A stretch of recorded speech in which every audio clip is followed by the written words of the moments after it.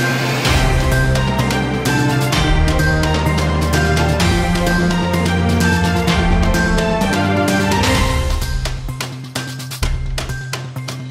Welcome to NVTV 24/7 news channel. Jaggampeta parliament Congress అభ్యర్థి తనే అని ప్రజలందరూ అనుకుంటున్నారని, తను కాదని మాజీ పీసీసీ రాష్ట్ర ఉపాధ్యక్షుడు నజీర్ అహ్మద్ అన్నారు. అన్నమయ్య జిల్లా వైసీపీ అధికార ప్రతినిధి ఆడిటర్ మన్సూర్ అలీఖాన్ కార్యాలయంలో ఏర్పాటు చేసిన మీడియా సమావేశంలో ఆయన మాట్లాడుతూ, పీసీసీ అధ్యక్షురాలు షర్మిలారెడ్డి తన స్వార్థ రాజకీయాల కోసం స్వలాభం కొరకు రాజంపేట పార్లమెంట్ కాంగ్రెస్ అభ్యర్థిగా గెలిచే అవకాశం ఉన్న నన్ను మార్చి పార్టీకి సంబంధం లేని వాణ్ణి, మన జిల్లా వాడు కాదు, మన రాష్ట్రం వాడు కాదు, ఎవరు ముక్కు మొహం తెలియని వ్యక్తికి మహానగరంలో మాయగాడు బషీద్ కు బీఫామ్ ఇచ్చి నామినేషన్ వేయించిన విషయం మీడియా మిత్రులకు తెలిసిందే అన్నారు. పాత్రికేయ మిత్రులకు నమస్కారం. పిసిసి అధ్యక్షురాలుగా శ్రీమతి వైఎస్ షర్మిలారెడ్డి గారు బాధ్యతలు తీసుకున్నప్పుడు కాంగ్రెస్ పార్టీలోని ప్రతి ఒక్క కార్యకర్త, ప్రతి ఒక్క నాయకుడు సంతోషించడం జరిగింది. రాజశేఖర రెడ్డి బిడ్డ కాంగ్రెస్ పార్టీకి అధ్యక్షురాలుగా రావడం శుభసూచకమని అందరూ భావించారు. కానీ పరిస్థితులు అలా లేవు. షర్మిల గారు వచ్చిన తర్వాత కేవలం కొత్త వ్యక్తులను, పార్టీకి సంబంధం వాళ్ళను వారిని తీసుకొచ్చి టికెట్ ఇవ్వడం జరిగింది. కాంగ్రెస్కు నిజమైన అభిమానులు 15-20 సంవత్సరాల నుంచి కాంగ్రెస్ పార్టీలో సేవ చేసిన వారందరినీ విస్మరించడం జరిగింది. పార్టీని బలోపేతం చేయడమేమో కానీ నాశనం చేసింది. ఆమె ఒక మాట చెప్పింది, కాంగ్రెస్ పార్టీ వెంటిలేటర్ మీద ఉంది, నేను వచ్చి బాగుపరుస్తానని. వెంటిలేటర్ మీద ఉందని చెప్పిన ఆమె పార్టీని చంపేసిందని చెప్పిన ఈ సందర్భంగా మీకు తెలియజేస్తున్నాను. దీనికి ఉదాహరణలు చాలా ఉన్నాయి. నేను ఇక్కడ ఒక ఉదాహరణ మీకు చెప్పాలి. రాజంపేట పార్లమెంట్ విషయం. నా పేరు నజీర్ అహ్మద్. నేను కాంగ్రెస్ పార్టీలో దాదాపుగా 40 సంవత్సరాల నుంచి పనిచేస్తూ రాష్ట్ర ఉపాధ్యక్షుడిగా కొనసాగాను. కానీ ఆమె నన్ను ప్రకటించి రాజంపేట పార్లమెంటుకు ఏఐసిసి, సిడబ్ల్యూసి మెంబర్లందరూ ఏకగ్రీవంగా నా పేరును ప్రకటించడం జరిగింది, నామినేషన్లు వేయడం జరిగింది.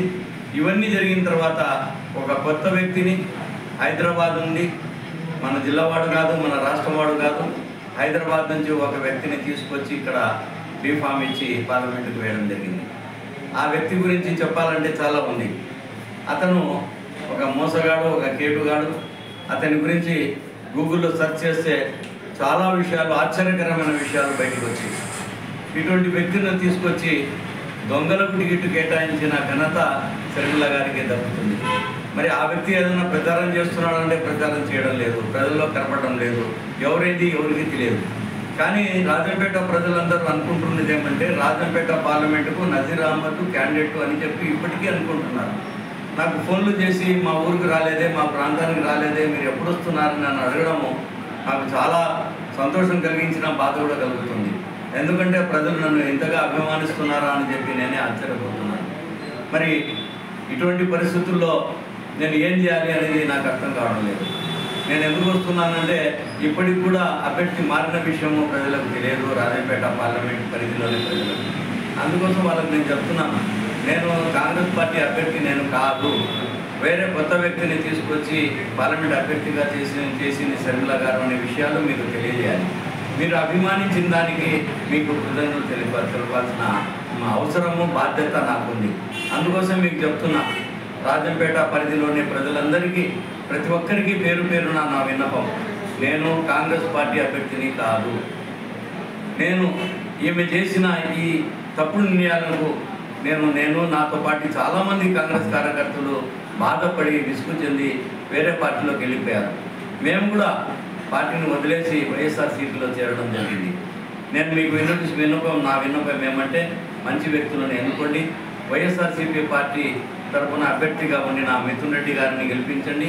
అలాగే రాజంపేట పరిధిలోని 7 నియోజకవర్గాలకు ఎమ్మెల్యేలుగా పోటీ చేస్తున్న వ్యక్తులను కూడా మీరు గెలిపించాలని చెప్పి మిమ్మల్ని కోరుతున్నాను.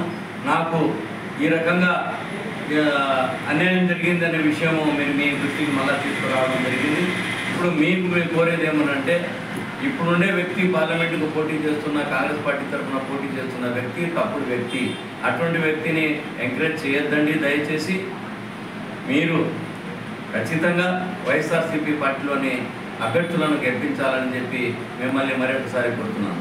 ఆఖరుగా షర్మిల గారు ఎందుకు ఇట్లా మార్చారు, ఎందుకు కాంగ్రెస్ పార్టీకి సంబంధించిన వ్యక్తి నా కాకపోయినా కాంగ్రెస్ పార్టీ ఎంతోమంది మేధావులు కాంగ్రెస్ పార్టీకి పనిచేసిన వాళ్ళు ఏదో ఒక వ్యక్తి కాంగ్రెస్ పార్టీ నిర్ణయించాల్సింది అభ్యర్థిగా, అది కూడా చేయలేదు. ఇక కొత్త వ్యక్తిని తీసుకురావడంలో ఆమె ఉద్దేశం ఏమిటి, ఎందుకు అలా చేసింది అనేది ప్రజలు అడుగుతున్న అది ₹1,00,00,000 ప్రశ్న. ఆ ప్రశ్నకు షర్మిల గారు ఈ రోజు వరకు సమాధానం ఇవ్వడం లేదు, ఇచ్చే అవకాశం కూడా లేదు. ఎందుకంటే ఆమె తప్పు చేశారు. కాబట్టి ప్రజలు గమనిస్తున్నారు, గమనించాలని మేము కోరుకుంటూ నా మీద మీరు చూపిన ఆదరణ మరొకసారి మీకు కృతజ్ఞతలు తెలుపుకుంటూ